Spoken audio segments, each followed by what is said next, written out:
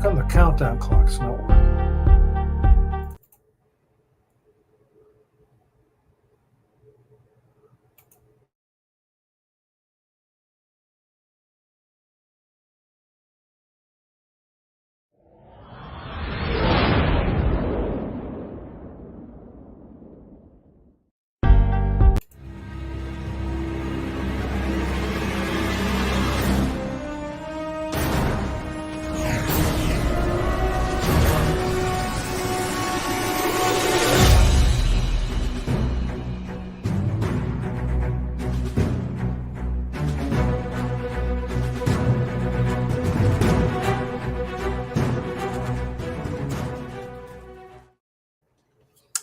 All right. Good evening, all. Cheeto. Hey. Alexander, how are you guys doing? I'm Hanging good. in there. I think this is the first time I've ever done a show without an Aries hat on. I'm using my generic $6 Walmart hat that I picked up when I was in Florida, and I decided to go for a walk, but I didn't have it. I didn't have a hat, and I didn't have earbuds. So I bought earbuds and I bought a hat, and I took an hour and a half walk, and it was awesome. That was a week before I went on our trip. So we just got back from a cruise, which was interesting. My first cruise ever. I don't know if you guys Awesome. have cruised before. No. I was supposed to go on a cruise and then COVID hit. So Oh, damn. yeah, I was supposed to go on a cruise in 2021. We were planning on, me and a bunch of friends, we're going to go on a cruise, and we unfortunately had to cancel those plans and really haven't made new ones because life gets in the way.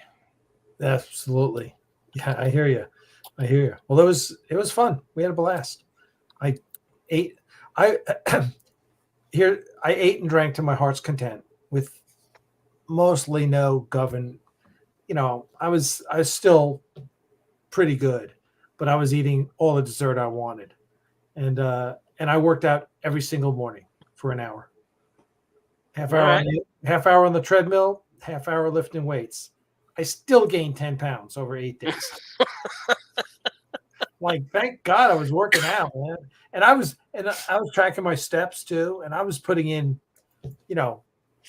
13, 14, 15, 16,000 steps a day just because, Yeah, those ships aren't small. Yeah. And we're out, especially on days of your excursions. Holy crap. That is just, Don't do that if you're going to be shooting anytime soon. That's why they have gyms on board. Uniform gets a little snug around the waistline. Right. Oh, shit. Oh, my God. So where's Big J? He has child obligations, and he's not willing to, drug them up to keep him quiet. Keep on telling him, just put some Valium in the beverage of choice, and then they won't be dictating what you do. But you won't listen. Yeah. I'm not advocating drugging up the kids. Little Benadryl always did. Yeah, right? That's what I was saying, Benadryl. I'm like... Brian says, did you see the Vic M video from, I assume he means Vic Mignogna. Yes. I did not see the video because I was out in the middle of the Atlantic or the middle of the Caribbean, as the case may be. So I don't know. I don't know what did Vic piss? Who did Vic piss off this time? Essentially, he was sat on the someone's Enterprise set and basically said, "Don't be a dick." And it was aimed squarely at a certain echo chamber of people.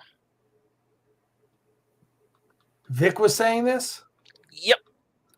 What, to his detractors?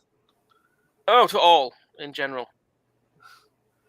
Well, he certainly has a mountain of things that people are pissed off about.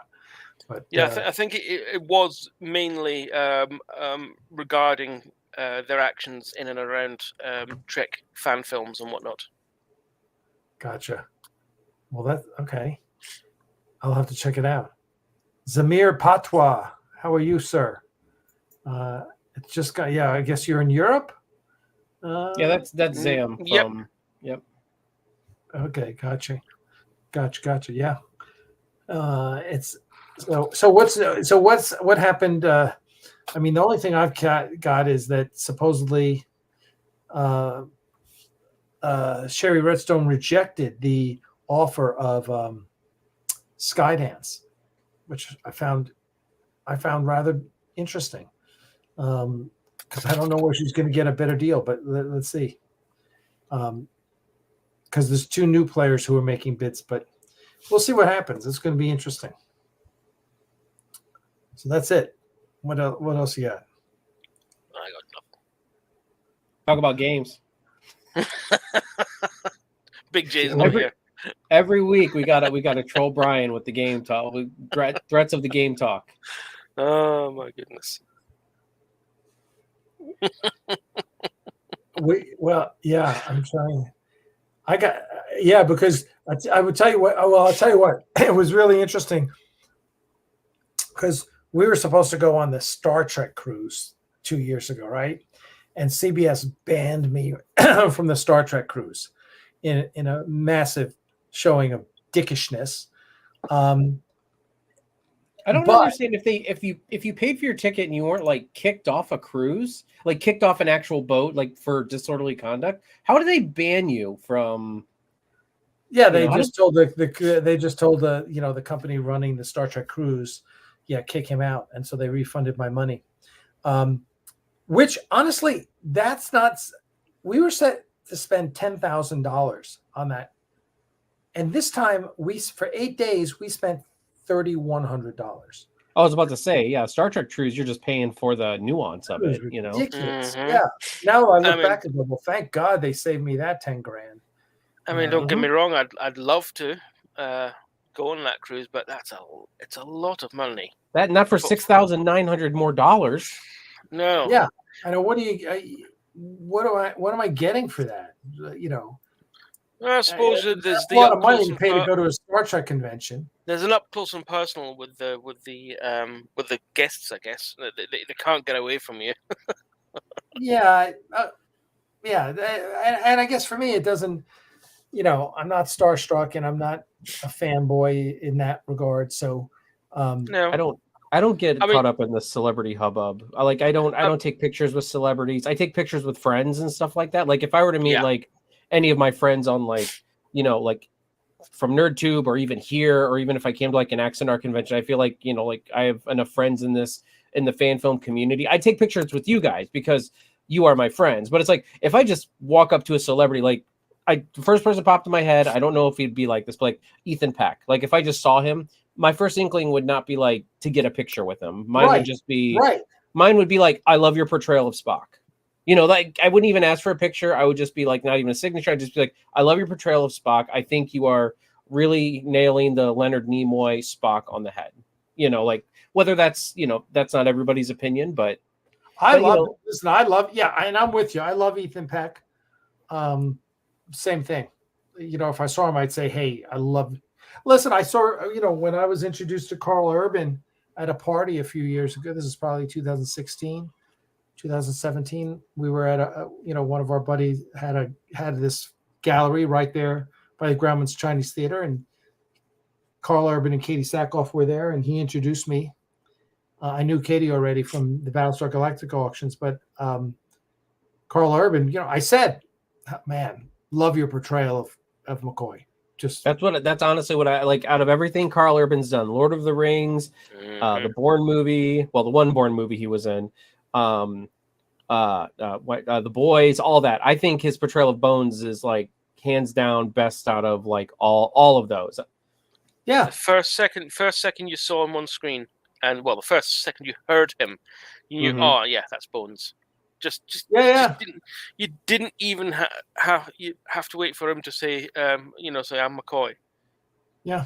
No, you just knew straight away. No, it was great. It was great. I thought I'd nerd out when I saw some Trek alumni, but actually I find myself okay. I mean, I was sitting in DragonCon having a bite to eat, and someone sits next to me and starts eating a sandwich, and I look, and it's Christopher Lloyd. He's just sat right next to me. I started munching down on a sandwich. I'm like, Did you please tell me you didn't say "Great Scott"? When you looked up No. and saw him. nope. I saw him. I thought Great Scott in my head. I went, yeah, no, I'm just gonna leave him alone. He's just a human trying to have some lunch. And the unwritten rule of conventions is you do not bother the talent When they're not, when they're not behind a desk or on a stage. on a stage. You just leave them be. And because Yep. because of that unwritten rule, I didn't introduce myself to Robin Williams when we brushed past him at Heathrow Airport on the way to that convention. I wish I had now. But me and my friend, we both looked at him, and he was big, bushy beard, bushy hair, and he was wearing sweats and a baseball cap. He was obviously trying to be low down and just get to where he wanted to go. But you couldn't mistake that nose. Absolutely could not mistake that nose. And we both started standing there looking at him for a second, saying, should we say something? My friend was like, well, maybe. And then we both went, well, but look at him. He's just trying to get to where he's going. Let's just leave him and let him be human. And then a couple of years later, he's no longer with us. So we kind of regret it, but we also we did the right thing. Yeah, you do. Yeah. Question: what about his portrayal of Caesar on Xena? Are we talking about Carl Urban? I don't remember who was Caesar on Xena. I didn't watch too much Xena, Warrior Princess. I never watched anything of Xena. I mean, because we all knew it was going to be woke, even though woke didn't come to be until like decades later. No, it's just there's never been a steady stream of it here. It's just not something that took off here in the UK. Mm. What is that? Xena didn't take off? Xena, yeah, it's just if you have Sky Television, you'd get it, but I don't pay for discount Wonder Woman. Yeah, Yeah, I don't pay for to watch adverts, so. Yeah, you're talking about Robin Williams. Yes, I was talking with someone had posted Dick Van Dyke getting a Daytime Emmy Award at the age of 95. Well done to him. Yeah, he's which was and he's old. And one of my friends said, was like GOAT. I was like, yeah, Dick Van Dyke is, and I was like, yeah, who's in his category?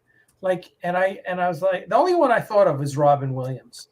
I thought of some, when you think of Dick Van Dyke, it's not just acting, it's singing and dancing, and the guy's got it. He had a successful TV series. Legendary roles, Mary Poppins, and Chitty Chitty Bang Bang, and you're just legendary stuff. And I was like, who's in his category? And the only one I could come up with was Robin Williams, because Robin Williams had this amazing comedic career, but he also had this amazing acting career that was not necessarily comedic. I mean, he had had the Mrs. Doubtfires, but he also he amazing roles in Good Will Hunting, and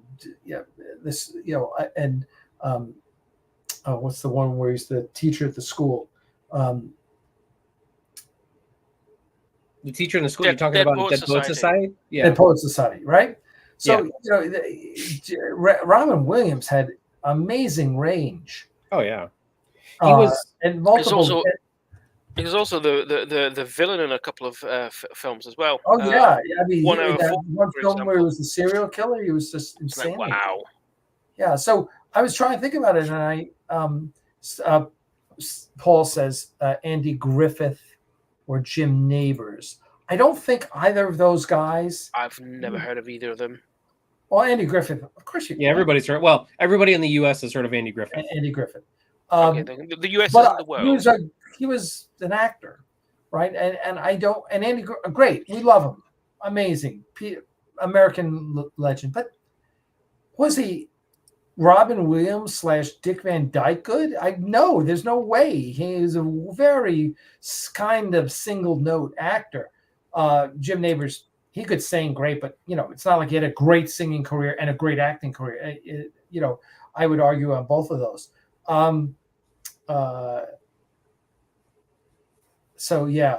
So anyway, if anyone comes up with any thoughts on that, I mean, I've always said that Robin Williams is one of my favorite actors of all time because because growing up I had ADHD and so I was a very hyper kid, and Robin Williams portrays himself as a hyper guy in a lot of his stuff.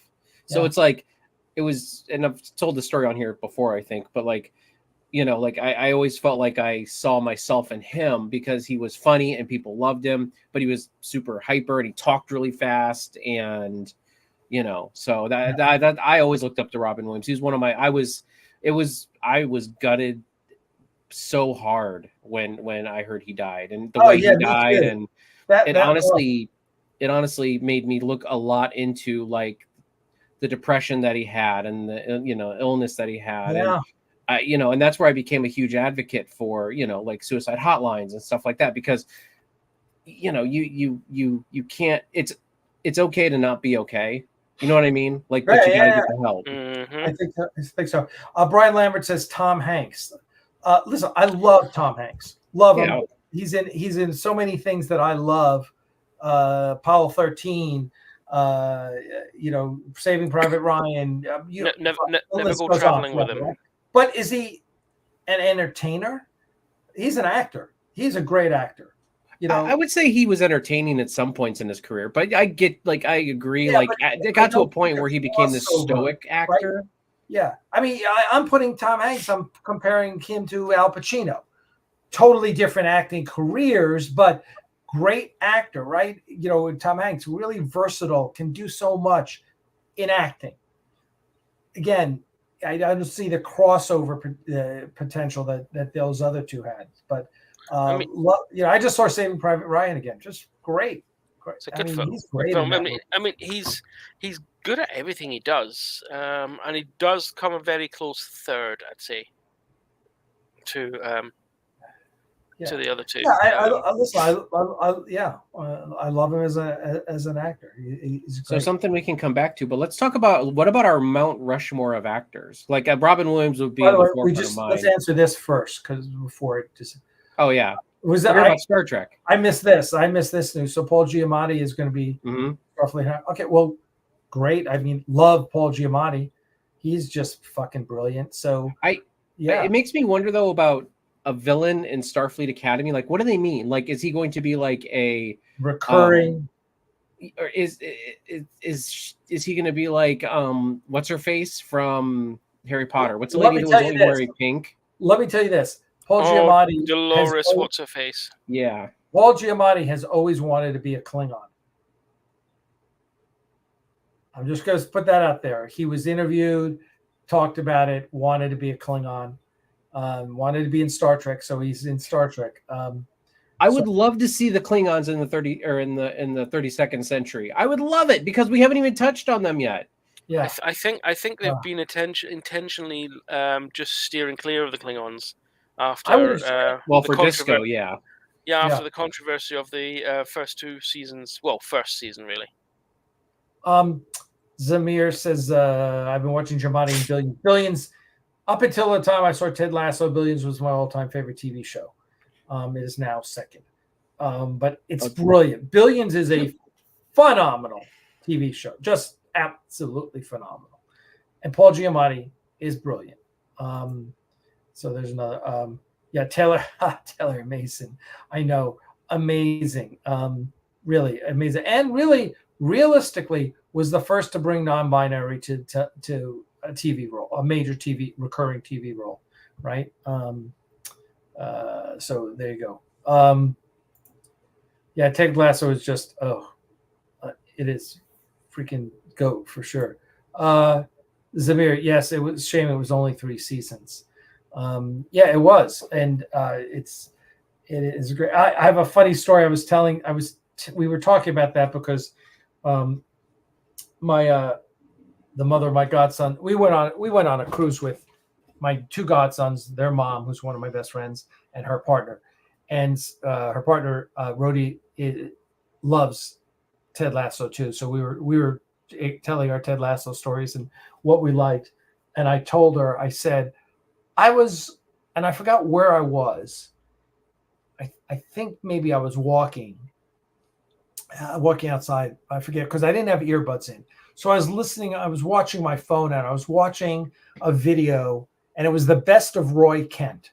Now, if you're a Ted Lasso fan, you immediately know what that is going to be about, because he cusses all the time, and it's hysterical. So I'm watching this, and it's hysterical. And all of a sudden, I think it was like I got to a stoplight or something, and I looked. I think we were at the beach or something. Maybe when I was walking down by the beach, and there's a family next to me. I was like, oh shit! And I couldn't shut my phone off fast enough, because Roy Kent is just, very, very prolific in his cussing. We do not condone using your mobile phone while driving. Using what? Using your mobile phone / cell phone while driving. So I was walking. Just putting the. This is while I was walking. Oh well, that's fine then. That's good, Yeah. because you have been known to. I have do stuff with while you're driving. Academy had nothing to do with Skydance, and I think the Skydance Academy is going through one way or another. I mean, why would they announce Paul Giamatti if they're going to can it? Yeah, they're not going to can it.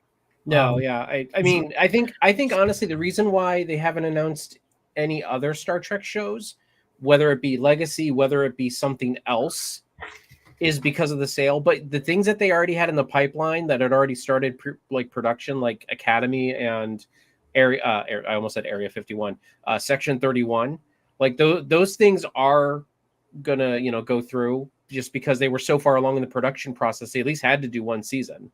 Like they would have been a big waste of money if they didn't. So, listen, I've said it before and I'll say it again. And if it's up to me, I would have canceled.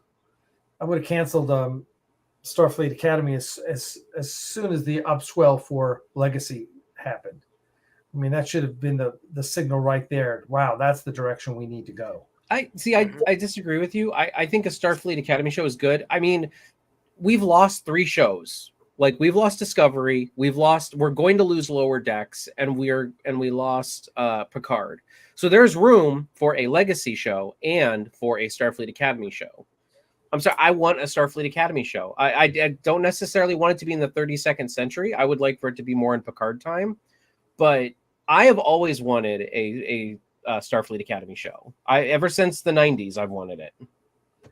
Yeah, I mean, obviously they talked about it was something Harv Bennett really wanted to do. I just in the prioritization of what Star Trek is, I think a Star Trek Legacy would have just been gangbusters. Starfleet Academy, we'll see. Is it another Discovery?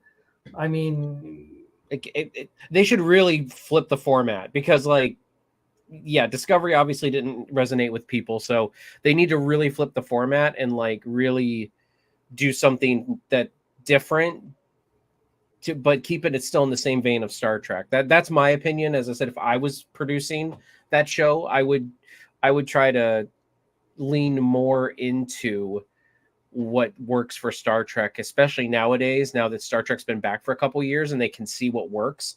Strange New Worlds, Lower Decks, those kind of things that have really shined through. And even, I know people hate Disco, but Disco got better as the seasons went along, in my opinion. So even some of those little things that they learned from their mistakes and fixed it, that's what I would lean into with Starfleet Academy. We'll see. I hope it's successful. That's all. As with all things Star Trek, I wish them the best. I mean, it's going to be interesting just to see what they're doing with it.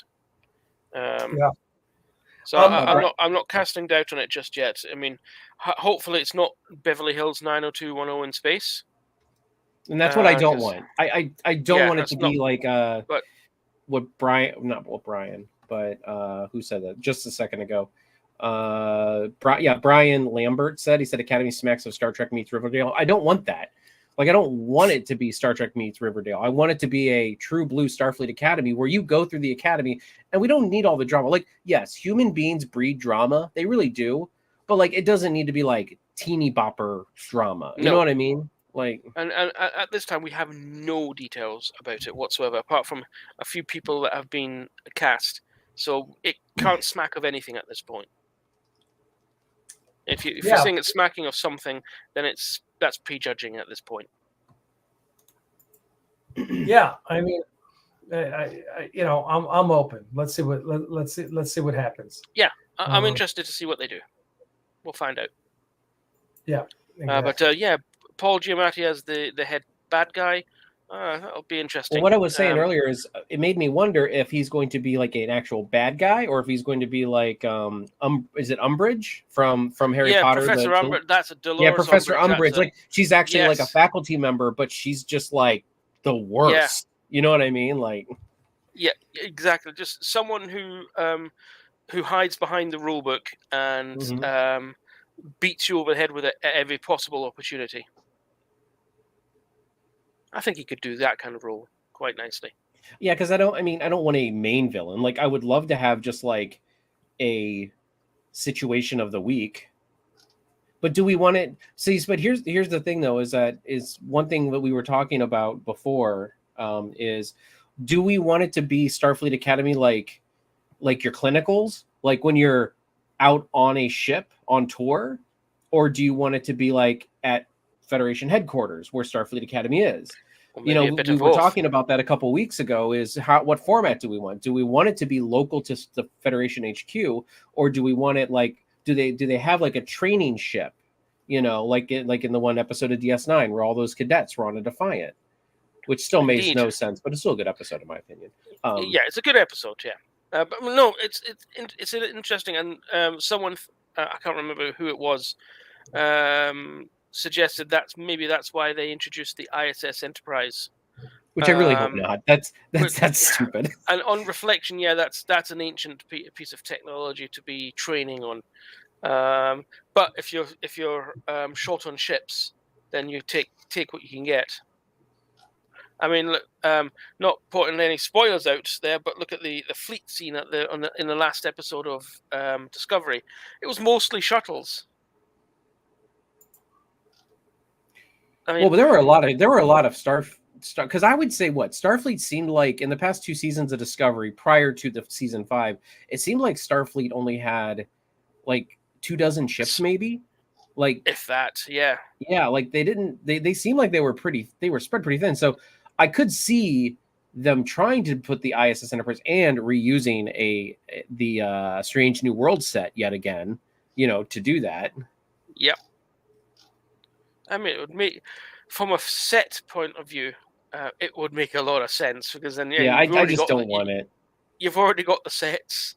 No, it Let's would be go fun for if it. there was like a hijinks episode where they steal the Enterprise, because there's always an episode where they steal the Enterprise. There's movies and episodes, you know, like Yeah, it's possible. Yeah, well, I think there's only one way to find out. What's that? Wait and see. Oh my god! Still can't get over that one. There was that one picture of the upcoming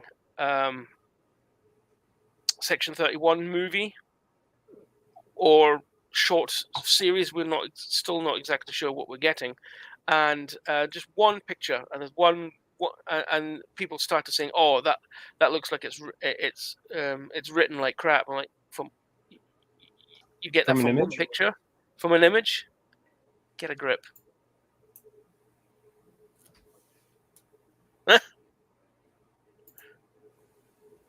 And every single human in the show is going to be American, Zam. I saw your comment from up above, so every every human will be American. Sorry about your luck, bud. It's always the same. Like, I'd rather them be Scottish too. I mean, the Londoners just didn't make it. They didn't make it to the 32nd century. Yeah. No more Londoners. I saw someone critique one of the Star Trek Intrepid fan films. So it's a bunch of people who are up north of me in Dundee who make some pretty good fan films. And someone in the comments says, "What?" That's Nick Cook. Nick Cook. Yeah, I think we've reviewed a couple of those on our channel. Yeah. I was trying to remember what the channel was called. It's not Neutral Zone. It's what is the name? Yeah. I can't remember. But one of the comments in was, "Why is everybody Scottish?" Because they're still in Scotland. That's unrealistic. But well, for a fan film, you everybody's kind of got an take what you American can get. Yeah, everybody's got an American accent in proper Star Trek. So shut the fuck up. Productions. We don't have accents. We're American. Yeah, right. indeed. There's no American accent. What are you talking about? You looked at the guy's profile and he was an American. So it's like, yeah, that only an American would say, "Why has everybody got a Scottish accent in a Scottish fan film?" Well, that I was about to say, like, when I first started Intrepid like 10 years ago or so, I love the fact that they all had Scottish accents. I thought that was hysterical. I thought it was great. Yeah.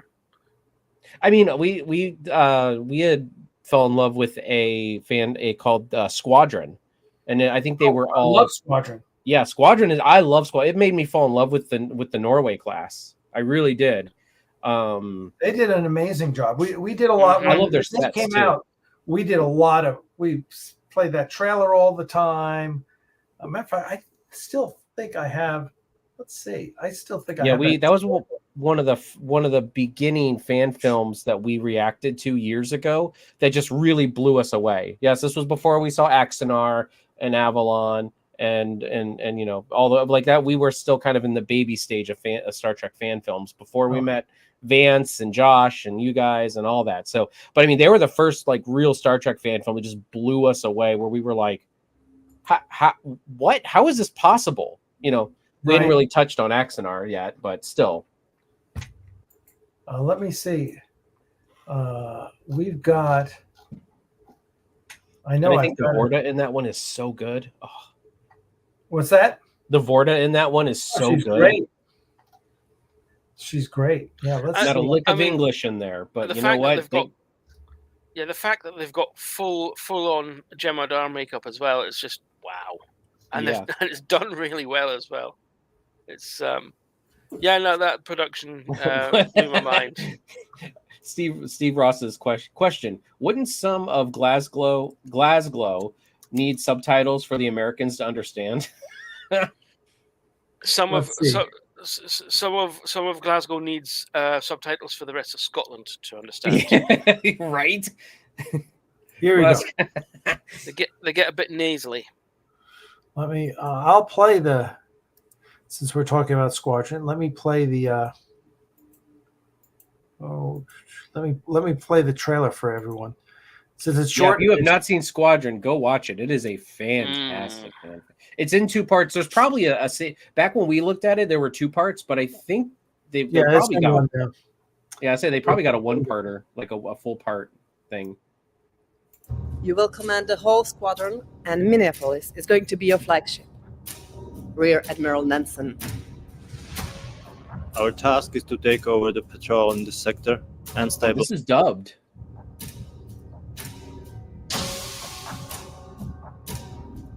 I love the Norway. I'm sorry.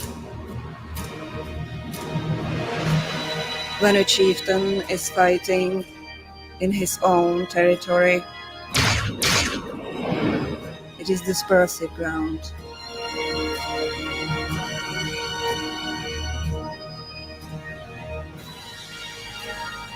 Ground on which we can only be saved from destruction by fighting without delay is desperate ground. On desperate ground, fight. And it's out. So go look it up. Yep. It's fantastic. It's really one of the best. I want to add on, please watch it in its original language. If there is a dub out there, don't watch it in the dub. Watch it yes, you will have to read subtitles, but like the trailer did make the dub seem like it was a little but like no, the original, like when you can hear them like talk even in their language in Czech, and like like it's so good. Like you're reading subtitles, but they make it all so believable. It is a great fan film in its original format. Yeah, no, I absolutely agree. Absolutely agree. It's definitely worth it. It's in my top 5 as far as Star Trek fan films go, for sure. And so we'll see. When is Jonathan Lane doing his fan film awards? Does anyone know? It's already closed. I know. I saw that the nominations has already closed. Oh, okay. But I don't know exactly when the actual awards is happening. Is it in July or at the beginning of July? 2039. Okay. Zam says 2039. It'll be when he's finished putting his pool in. We just had Jonathan Lane on our channel. We did a fan film reaction and an interview with him for an absent friend that he just did, which was really good. Have you guys seen that one? No, I've not. Oh, it's an animated fan film. Oh, the animated one. Yeah, I've seen the animated. Yeah, it's very good. I told him it was very good, and it was very, it was a great idea. I mean, I thought the concept was just really sharp. When my thing with it was like it's a great slice of life fan film. Like it's one of those things that it's like you didn't really know you needed until like you were watching it, and then you were like, wow, I really needed to see this conversation. You know what I mean? Like between Bones and Spock. So yeah. Everyone, we are doing a GoFundMe campaign. I'm putting the link in there in the comment section for our animal rescue. And so if you can all go and donate $5, it'd be greatly appreciated. Whatever, but we are, as a matter of fact, on this, I literally just accepted 3 kittens into our rescue while we were doing this live stream. Someone messaged me. So yeah, if you guys can share the link to the GoFundMe, and if you got a couple shekels you can throw our way, it would be greatly appreciated. But certainly share it. Nothing else, I would greatly appreciate it. Brian Lambert says, what role do you think AI is going to play in fan films in the future? I think as AI gets easier and easier to do, I think you're going to see more and more of it. Just like CGI. Yeah, I'm amazed at the stuff that AI can do. I really already it's crazy. So yeah, I think we'll see. As the motion picture portion of AI gets going, I think we'll see more and more.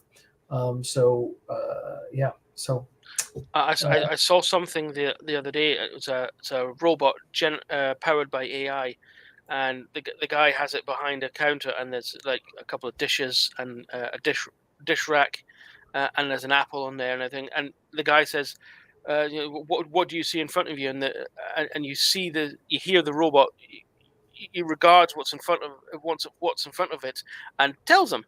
I see an apple on a plate, and I see a rack with dishes in it. And then he just says, "Can I have something to eat?" And you just watch the robot look down, grab the apple, and give it to him.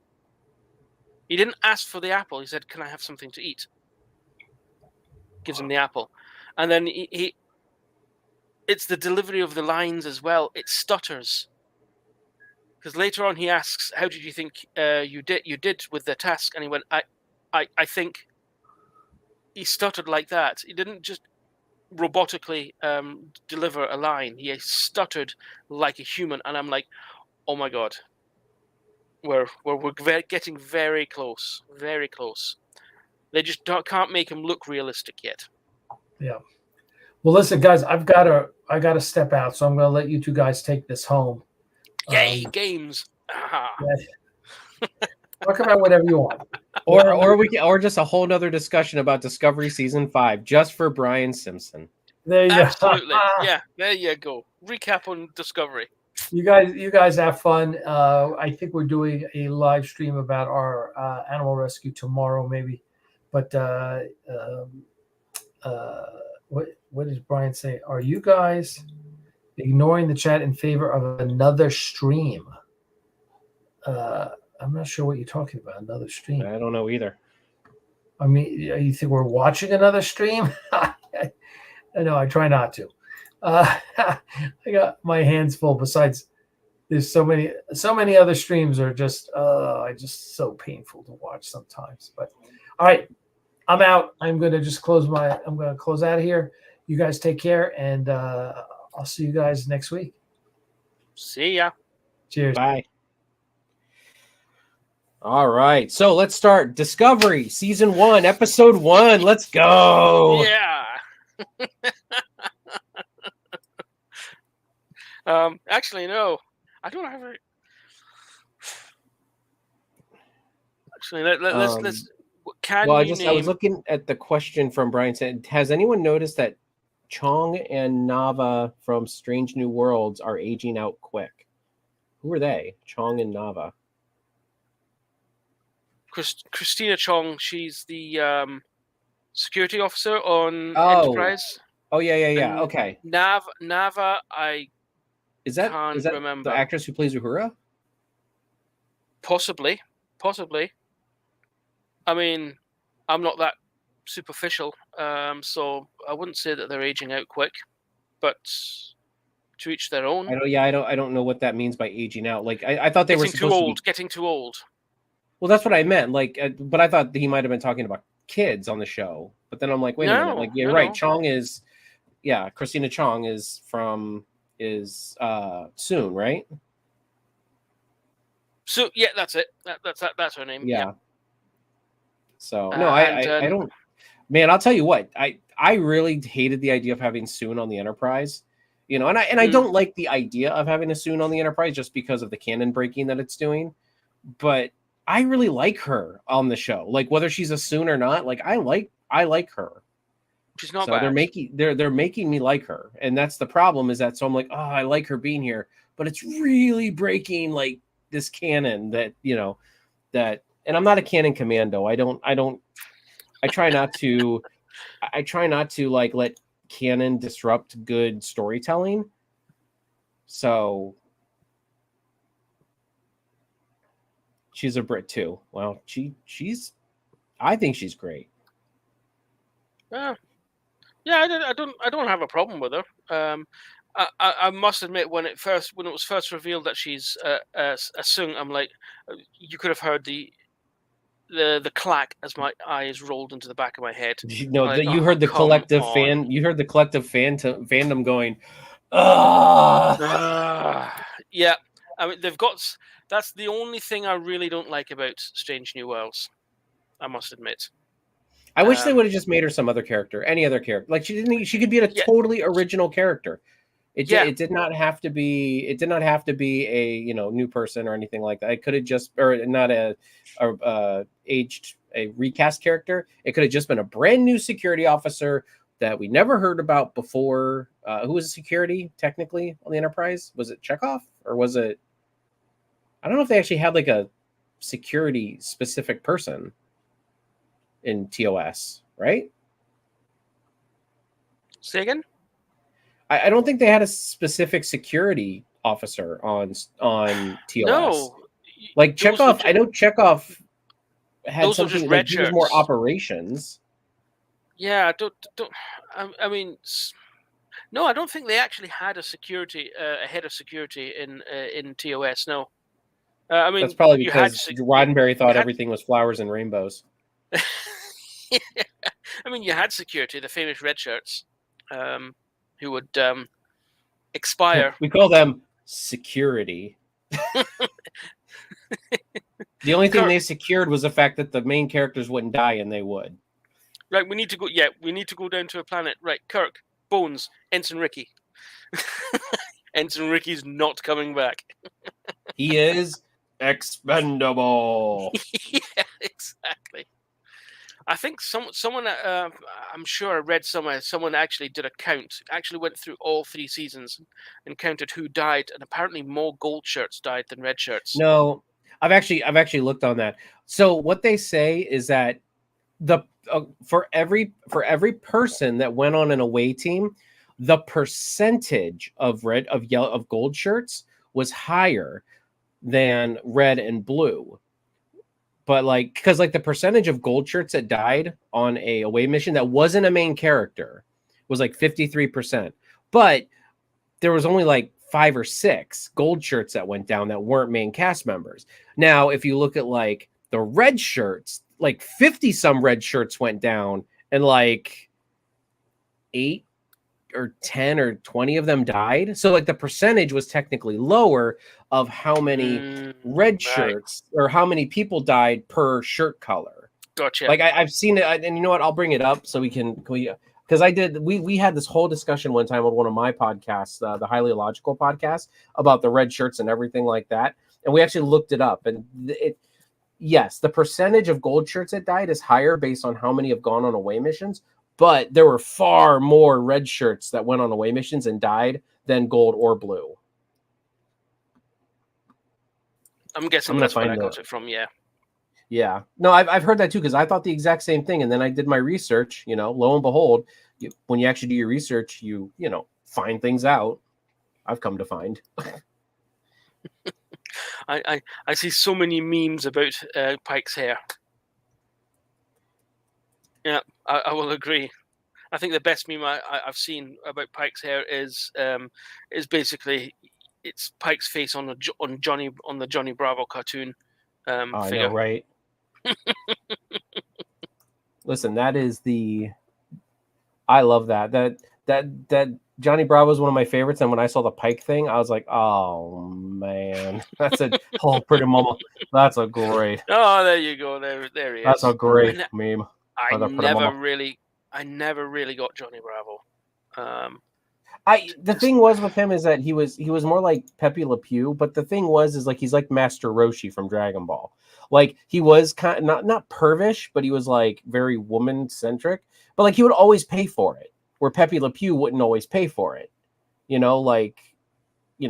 woman would do the cat who was supposed to be chased after by Pepe Le Pew would just kind of have to take it. Whereas in Johnny Bravo, Johnny Bravo always got his comeuppance. He always got smacked or flipped or something fell on him So that's what I always appreciate about Johnny Bravo. They were like, haha, he's funny. He's a chauvinist. Oh, but look, this is what happens when you're a chauvinist, by the way. Things don't go your way. I'm still trying to find this thing really quick. But anyway, I don't know. I loved cartoons, though. Those were great back in the day. When cartoons could be cartoons and not messages. I mean, let's be real. They were messages. How to have a good time. Just looking through the comments. Oh, man. Come on. Where's it at? Oh, here we go. I found it. Oh, you found it? I did. I found it. I'm going to share it. Okay. All right. Present. Yeah, I don't think many people understand the 3D stroke 4D chess. I don't. It's supposed to look advanced, and I think you could get a copy of it. I think they did a run. Was it Master of Replicas? I can't remember. Yeah, I don't remember. But yeah, I don't think there was really any hard and fast way to play it. Oh, okay. Let's have a. So that's go. So as you can see, so excluding main characters. I know it's hard to see. I'm sorry, I can't really zoom in, or maybe I can. But is that zooming in? Okay. So in the original series, 10 gold shirts beamed down on away missions and 5 died. So that means 50% of gold shirts died. So then using the same criteria, 13 blue shirts beamed down to any away mission, 5 die. That's only 38%. Now, using the same criteria, 65 red shirts beam down on away missions, 15 die. So that's 23%. So technically, red is the safest color based on that metric. Yeah. So It's still me. Yeah. So that's still, what you're hearing, though, was that technically a percentage-wise, more gold shirts died. Yeah, when you look at statistics, there's they can lie if you really want to make them lie, you can make them lie. Right. So yeah, and yeah, I think that's where I got that from. I saw that a wee while ago now. One of those random things that you see on Facebook. And I'm like, okay, that's interesting. Yep. And it's one of those things that it's a very annoying thing that Facebook does. You're reading through it or looking at it, and then Facebook does updates itself, and you lose what you were reading, and you cannot find it again for love nor money. I think there's a way to go into your watch history. I think there's somewhere on Facebook where you can go in and like what you clicked on and stuff like that. So I'll have to go and find that, because I think it's buried though. Like I don't think they want people to really look at that too much, but I've been able to find my way in there before when I lost something and I wanted it. I'm like, no, I wanted to share that and I lost it. So I'll like dig like through the hordes of data in my Facebook, and there is something in there that lets you see things that you've either liked or clicked on or shared, stuff like that. Oh, there's something fun. Have you seen The Acolyte yet? I have, yes. I've seen all 3 episodes so far. I've seen episodes 1 and 2, but I have to wait for tomorrow when my friend comes round so we can watch episode 3 together. If you want to, without spoilers from episode 3, if you want to talk about it, we can. Just general. I see so much hate being directed to it at the moment. Mm-hmm. The usual woke. Yeah. I'm going to say bollocks because that's what it is. I don't actually mind so far.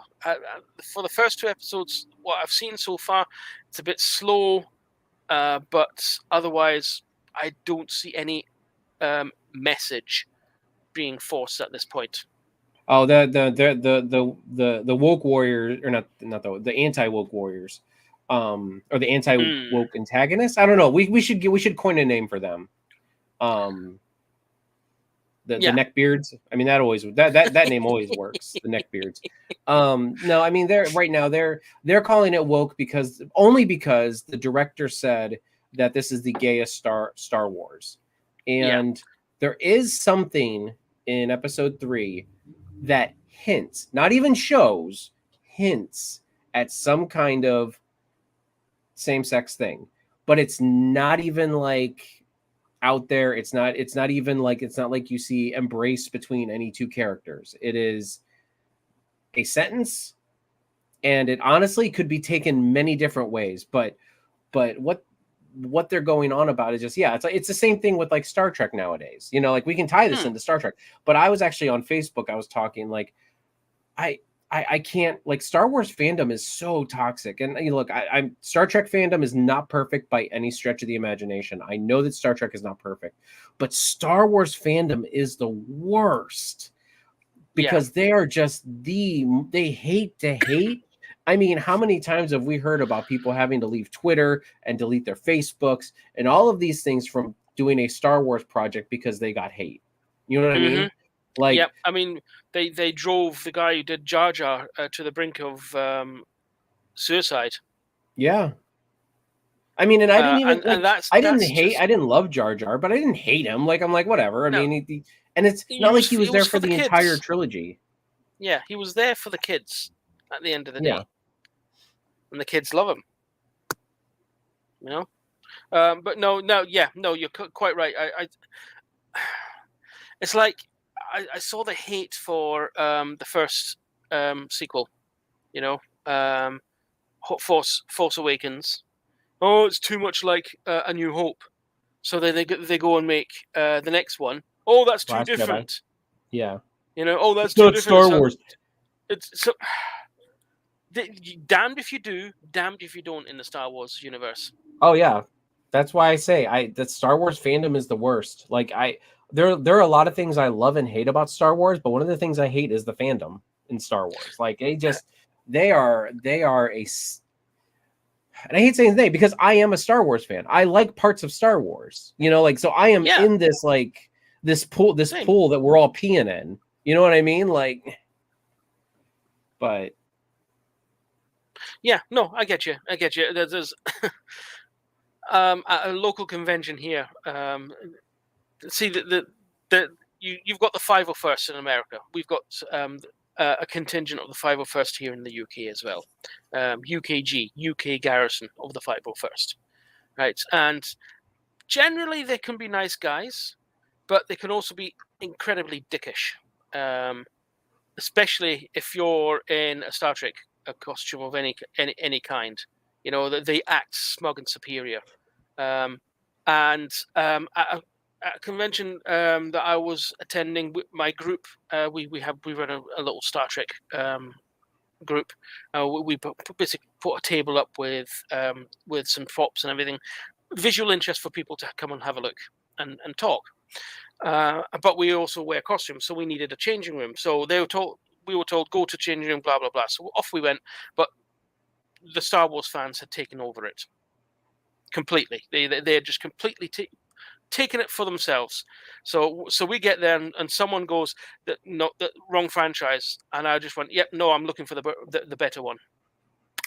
Yeah. Zing. Yep.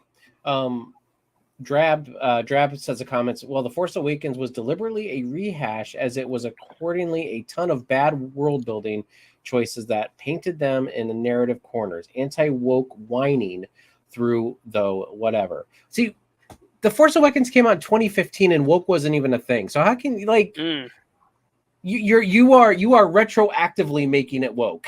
Like what? No, you can't do that. You can't retroactively make like if something's going to be woke, it's going to be deliberate. You know what I mean? And like and 9 times out of 10, they're just trying to get representation. They're not saying, "Hey, I'm being woke to be woke." No, they're doing it for representation. So I mean, woke, I would say, is like what they did in the new Doctor Who, in one of the 60th anniversary specials, where you actually hear a non-binary actor playing a non-binary character saying something like, "Oh, this is something that a male presenting Doctor Who would not know anything about." So that's immediately hate on male, or on the male Doctor, and then the whole plot of that episode was because they're non-binary, they can save the world. That's woke, making it all about that instead of just having a non-binary character being involved in something. No, it all has to revolve around them. Well, have you seen X-Men 97? Potentially woke. No. Okay. In X-Men 97, there's a non-binary character named Morph. And I mean, I'm not revealing any spoilers or anything for anyone who hasn't seen it, but that, everybody was screaming woke, woke, woke about Morph, but he wasn't. He was just existing in the X-Men universe on a team, but he just happened to be non-binary. That's not woke. You know what I mean? Like, but everybody was screaming woke before it happened. Drab also says the biggot's whining about a female or a black character, though. They were still doing that even without the word. I mean, and this is true. They do. Yeah, this is very, very true. Very, very true. You'll always get them. But I personally don't give a damn as long as the character is written properly. I want it good. I want something good. That's what I want. Yeah, exactly. It's like it's the Charlie's Heroes? No. What's that film that was all female production? Charlie's Angels. Yeah, Charlie's Angels. Absolute dumpster fire of a film. Right, and their go-to was, it's just the males hating on female leads. No, we've had plenty films with female leads which have done really well because they were written properly. Well, and I mean that's kind of where they get with the Acolytes is like the Acolytes is underperforming creatively as some people are pointing out, and they're using that as like ammunition against, a black female lead, or a female director, whatever, you know what I mean, like, or a female writer. So it's just sad. Yeah, it is. I mean, I decided I'm going to watch it because I'm interested in the Star Wars universe. Let's see. Well, and the one thing I will say about it. Oh, go ahead. No, you. I was going to say, the one thing that I am liking about it is that the fact that it's outside the Skywalker saga. I don't ever want to go back to the Skywalker saga. I want it to be we're gonna get done. No, but that Acolytes is not. You know what I mean? No. The next 3 films. But they're not. Although they're she's not not supposed really to be.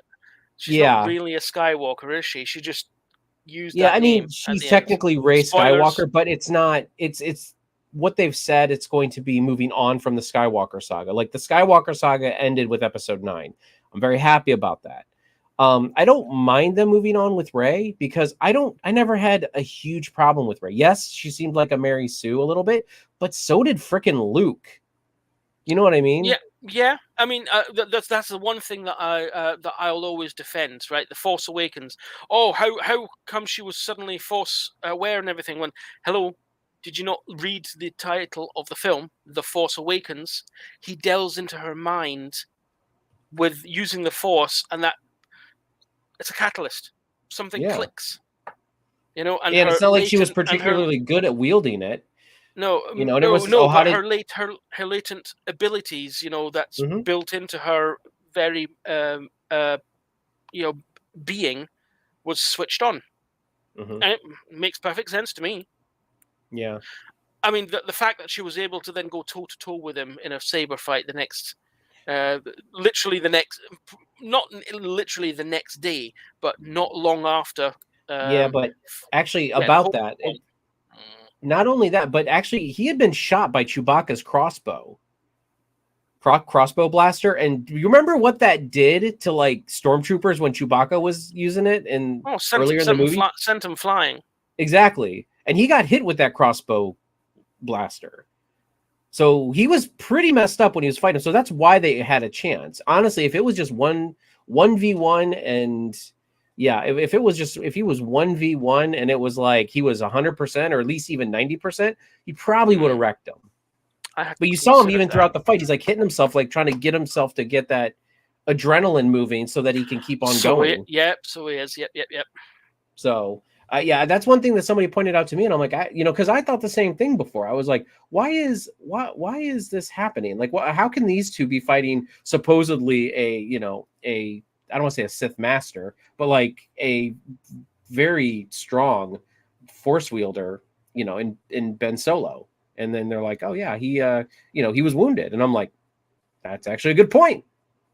No, that makes sense now. Yeah, I had not considered that. And yet, sure enough, you see him beating down on the, it's the top of his leg, isn't it? I think it was his side, actually, wasn't it? I thought he got hit in the side. You just see him maybe I'd have to go back and look with his fist. Yeah, no, okay, that makes a lot of sense now. That does make a lot of sense. And the thing that really haunts me about that is that it's the first time you see Chewie get hit and you hear him cry in pain. You're like, oh. I mean, it's the very first time ever you see him. He's just lumbering through the first 3 movies. This big walking carpet thing. Never seems to get hit or even get dusty, and then suddenly in this film you see him take a hit and scream like, oh my god. And they tried to kill him in the third. They tried to kill him in the third one, and then they backtracked on that super quick. Like, I remember watching that thinking when that happened, I'm like, oh my god, they killed Chewie. Oh my god. But then they backtracked it in like less than 5 minutes. And I was like, oh, you guys could have really rode with that. Even if you did have him survive. Like, you could have rode on that for a while. Yeah. But yeah, could you imagine if they killed off Chewbacca, though? The uproar. Oh, yeah. I mean... And speaking of Chewie, I loved how they introduced him to Han in Solo. Honestly... That film gets so much hate, but I loved it. I thought it was a great film. I liked Rogue One better of the anthology yeah. movies. That's Rogue my One is my go-to film there. favorite Star Wars movie Yep. ever. That is my go-to. If ever I fancy watching a bit of Star Wars, it'll be Rogue One every time. Yeah, Brian Simpson says R2 came out the other day. That was just the director talking, like trolling people, saying that what they said Yeah. that R2 was R2 going to be a lesbian or something. lesbian. Well, Excuse actually, me. no. R2 has always been male, and He can't be Dude. lesbian if you're male. Yeah. R2 should be on brassieres. Have you seen that thing he whips out whenever they need to get into a terminal? I mean, come on.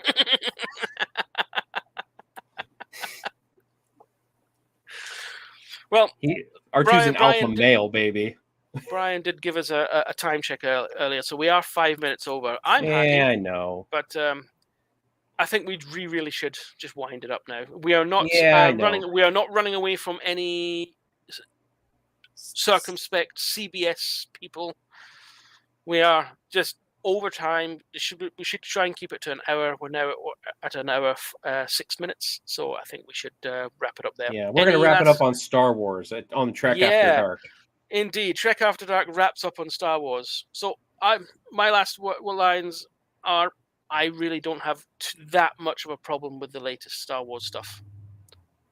Other than Boba Fett, that was a slow show. Oh, Boba Fett was terrible. Obi-Wan Kenobi was pretty bad too. There were some good parts to it, but Boba Fett was bad. Loved the boss fight in Kenobi. Yeah, there was like one or two fights that were good, but they Yeah. really crapped the bed on a lot of things in that show. They did. But not too bad. Me and my friend, we enjoyed watching them. So, And with that, thank you everybody for being in the chat and saying hello and contributing and giving us ideas of things to talk about. I will leave you on peace and long life. Bye. To which you say, come on, peace, long life. What is the answer to that? Live long and perspire. There you go. That's the.